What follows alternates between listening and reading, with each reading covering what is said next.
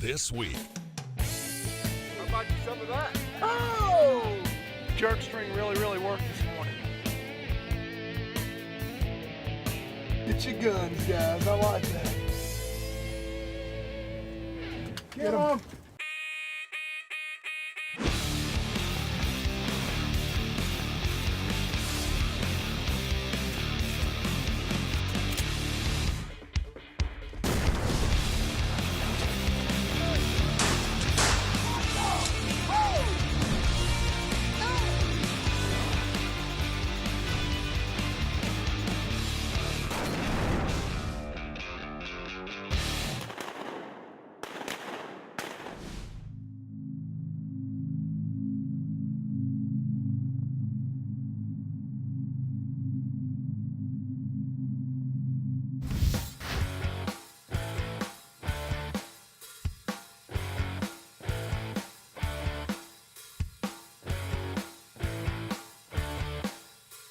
Think about Alabama, you think about Bear Bryant and the Crimson Tide, Leonard Skinner and Mobile Bay, but one of the last things that you'd ever think about is duck hunting.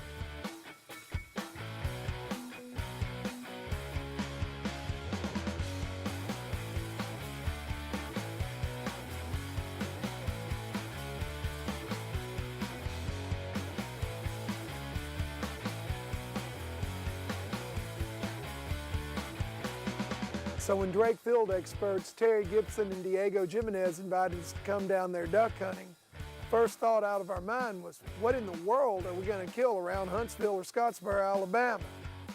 Diego and Terry, they assured us that they had found the lost Flyway, and if we'd come on down there with them, they'd show us a hunt that we wouldn't soon forget. So scratching our heads, we picked up our shotguns, loaded up our blind bags, and took off for Scottsboro, Alabama.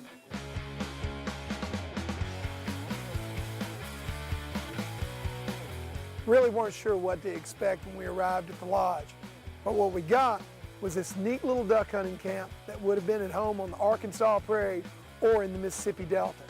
Had a beautiful lodge, pool table, great sleeping accommodations, and most important, a kitchen with food about to be sat on the table. Salt and pepper should be good. It's called Terry Serve style.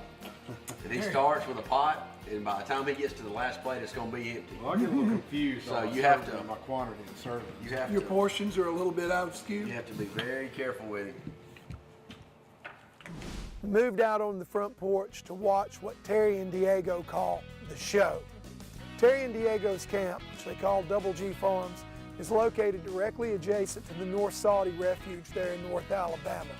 And every evening, literally hundreds and hundreds of birds pour off of the refuge into the impounded cornfield that they use for hunting.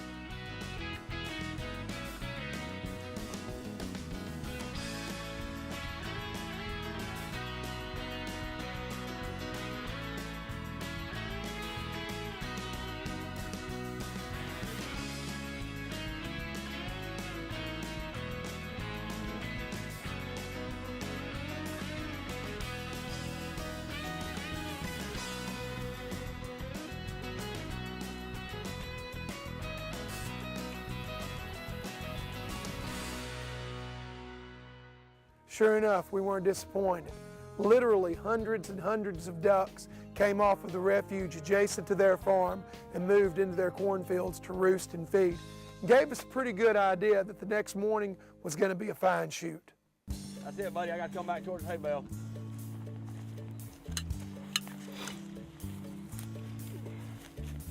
All right, that's you right there. For us, the idea of hunting in North Alabama was a little bit unconventional, but what was even more unconventional was the way that these guys hunt these ducks. Instead of employing a pit or a blind or even some kind of layout blind, they bring in a bunch of big round hay bales, and they've strategically placed these hay bales on the levees all around the farm to give them cover to hide behind as they work ducks and sometimes even Canada geese.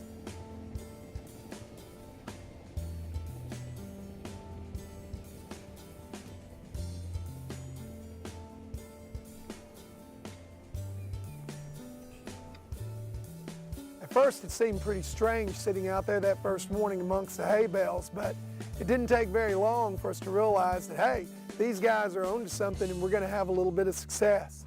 It's forming waterfowl. You're probably going to find it down here in these impoundments. Play the wind, try to get it right this afternoon and see if we can get after them.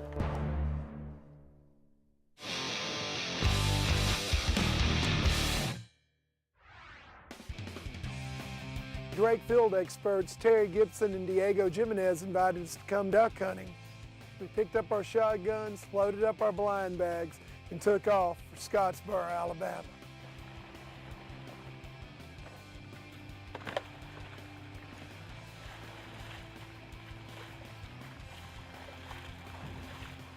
They bring in a bunch of big round hay bales, and they've strategically placed these hay bales on the levees all around the farm to give them cover to hide behind as they work ducks.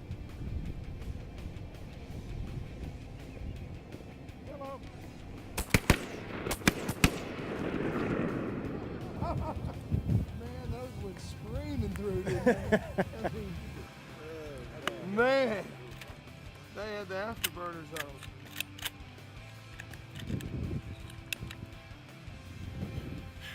Those were really flying in here. It's hard to call the shot when they come in that fast. I mean, those jacks were moving on through here. He said, "Here comes something." You went there, they go.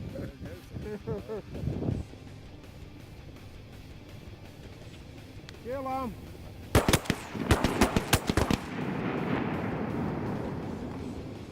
And that was a long shot. It turned out really nice.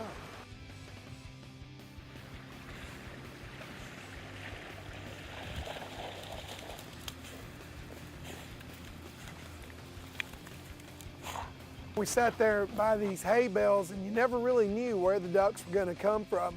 They just pop up over the trees and next thing you knew, you had a group of ducks circling and coming around in the spread.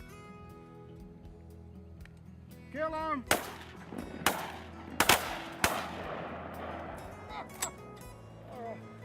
Okay. I ain't got an angle on it. Hey! Yeah. Throughout the first couple hours, we got to see some pretty good action in the duck hunting, but we also got to see some excellent dog work. Diego and Terry each have black Labrador retrievers, and they won't hunt without their dogs, and they won't hunt without hunting together. So that means that every time they go to the blind, Avery and Ace go along with them.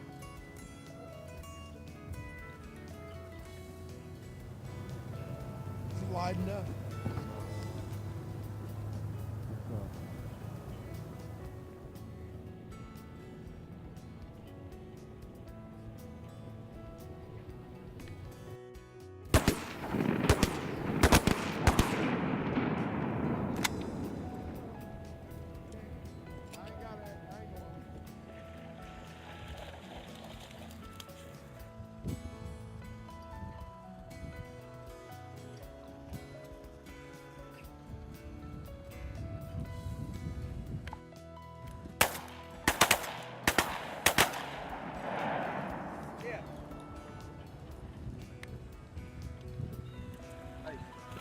So everyone working back the same direction until this wind shifts. Get 'em.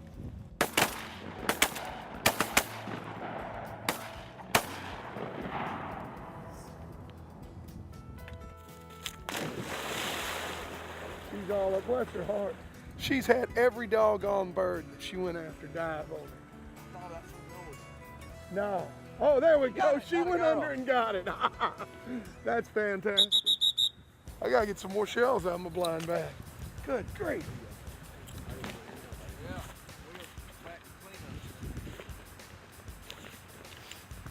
Pretty much the first 2 hours of daylight, ducks continually came off of the refuge and looked for places to go on Double G Farms. We sat there by these hay bales and you never really knew where the ducks were gonna come from.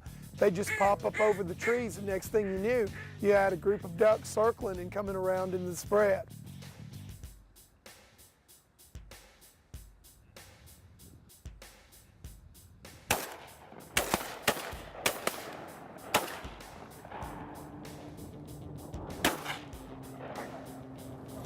Yeah, we got 2 of them down.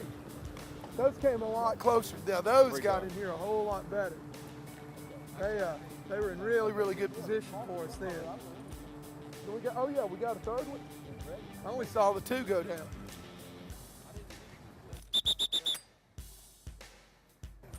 Tell you what, when you think about hunting, duck hunting, you really don't think about North Alabama, but Terry and Diego have taken a farm here next to the North Saudi Refuge and really turned it into an excellent duck hunting place.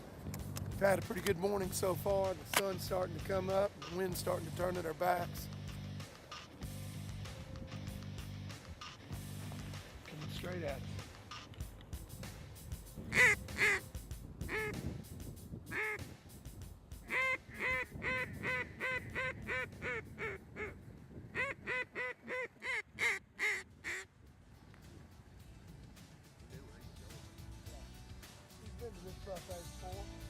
Just as fast as the duck hunting had turned on at sunrise, about 8:30 or 9 o'clock that morning it shut down. Since we were only about 2/3 of the way to our limits, we decided that'd be a good time to call it a morning, pack up our stuff, go in and get a little bite of lunch, and then come out later in the day to finish out.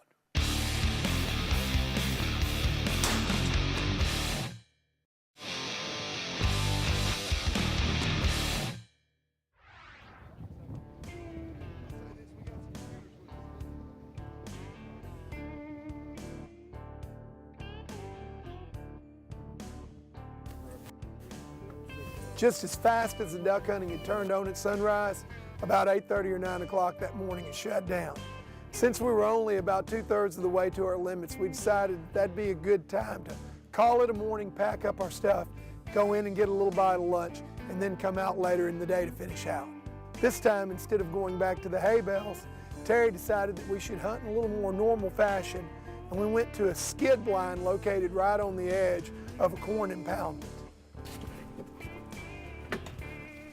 We didn't have the west wind that we thought we were going to have. It was more of a south or southwest wind. So when you and Terry chose this spot for this afternoon, why did you pick it? Well, this blind, when we put it here on a west wind, typically is perfect, sets up perfect for the ducks coming in the hole. So we were going to play the wind, try to get it right this afternoon and see if we can get after it.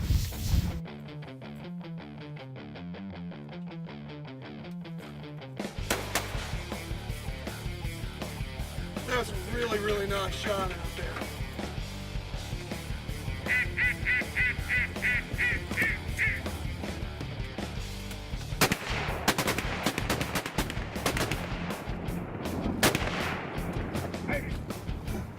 Get your guns, guys. That's a good warning, though. Get your guns, guys. I like that.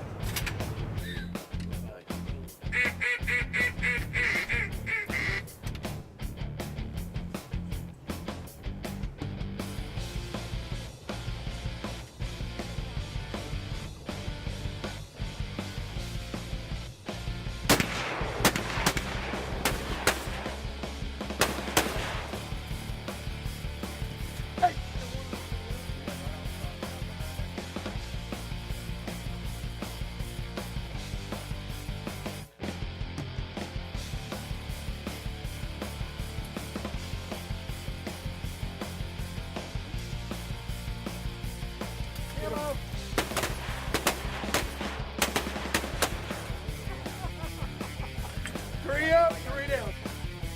Those are coming in here right to the decoy system. Exactly the way that you like it. Get them. We started out this morning with gadwalls early, green-winged teal, northern shovelers, mallards, ringnecks, you name it. If it's a form of waterfowl, you're probably going to find it down here in these impoundments. It makes for some really interesting shooting and a whole lot more interesting hunting than you get in a lot of other places.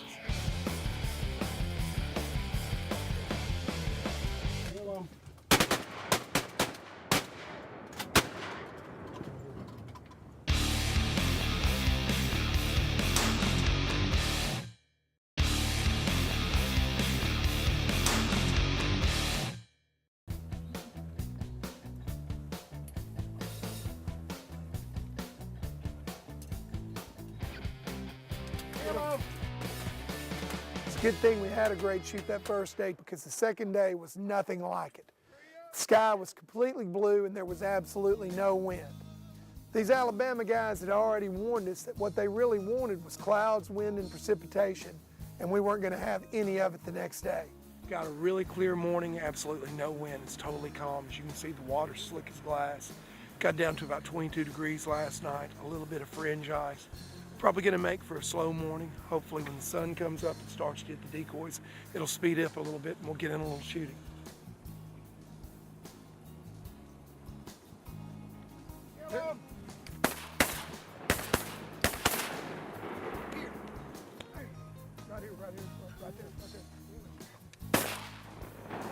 Good shot. Man, it just all comes down to movement once again. Got a bunch of ringnecks that were working us. We weren't even paying attention. Diego's steadily pulling on that jerk string. Turn around and look. And keying right in on the movement. Wood duck. Guys, how about you some of that? Oh! How about some of that? That's what I'm talking about. That would be a U.S. Fish and Wildlife Service thing. Pretty nice. The shooting was a little bit slow the next morning, but it gave us the opportunity to talk with Terry and Diego just a little bit about Double G Farms. We were particularly interested in finding out why these guys picked this particular location and how they've done such an excellent job carving out a little piece of waterfowling heaven there in the Lost Flyway of North Alabama. North Alabama is known for some great hunting, some of the best turkey hunting in the nation, excellent deer hunting, but not necessarily waterfowling. However, these two guys, Terry Gibson and Diego Jimenez, have taken a piece of property here next to the North Saudi Refuge, and they've turned it into a really unique place where they consistently kill ducks all season long. Tell me, guys, you know, when we think about hunting here, we certainly don't think about duck hunting. What made you decide that you wanted to buy this piece of property and develop it as a duck hunting place? Well, we basically found some ground that was close to a wildlife refuge. Mm-hmm. And, we just we plant our crops and don't overhunt it. And, we just use it certain days as hunt days, and typically that's days when it's windy and cloudy and raining. So. Not what we got today, obviously. Not what we have today. So basically, if I understand you right, you decided, hey, here's a refuge. We have ducks in the area. There's got to be a way that we can hunt these ducks. We've got them warehoused here. And so it's all about location. Absolutely. Picking the right acreage. Now, how many acres do you have here? So roughly about 120. 120 acres. You started out with the whole 120, or? We bought a piece of property next to this originally. It was. And how many acres was that? 30 acres, and then we actually developed that piece of property and started killing a lot of ducks over there. So it was pretty good. So when this piece came up, we decided this would probably be a pretty good investment. When you say you took that 30 acres and you developed it, be a little more specific. What did you do to provide habitat and to make it enticing for ducks to come in there? Well, we actually got with a contractor, and they came in and we looked at the lay of the land and figured out the best places to push back, to hold the most water. Mm-hmm. We came in, put a complete levee structure in, water control structures. We actually have a well on that farm over there that we can actually pump water to the ponds. Mm-hmm. And once we got the dirt work established, then we came in and got our farmer, and we started figuring out which crops we wanted to put in there. And actually, we let that farm just have food in it for several years and develop and let the waterfowl get used to coming in there. And after we did that process for a couple of years, then we began to hunt it and have pretty good success over there. We didn't hunt the property for the first 3 years, and then we decided to hunt it. So for 3 years, you let it sit. We were just basically letting the ducks imprint on the farm, and in the 4th year, we came back in and started hunting. When you finally did start hunting it, tell me how you did. It was very good. It was really, really good. I know you keep a record here. How good? It was a good first couple of years for us. I mean, it was the key to it was little to no pressure, mm-hmm. and hunting it on the correct day. Mm-hmm. By doing that, we were able to have a lot of successful hunts. And people measure success differently. Terry and I measure it on being here with our friends, shooting some ducks, calling ducks. You know, we don't always put X amount of limits per man on the board. Mm-hmm. But we consistently can come out here and shoot waterfowl, you know, during mm-hmm. the season, and work the dogs. We enjoy being with the dogs out here, and you know, it's been good to us. But we've managed it well. We put little pressure on it, and we plan a lot for them.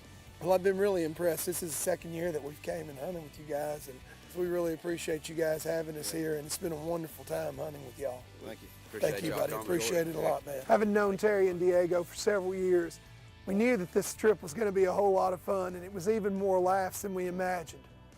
But what was even more special about the trip was that we got to see a couple of guys who are not only passionate about duck hunting, but they really care about the total waterfowling experience. These guys started out with just 32 acres in North Alabama and part of the Lost Flyway, an area of the country where you really don't think about duck hunting, and they have carved out their own little waterfowling paradise. More than anything, these guys embody what being part of the Migration Nation is all about.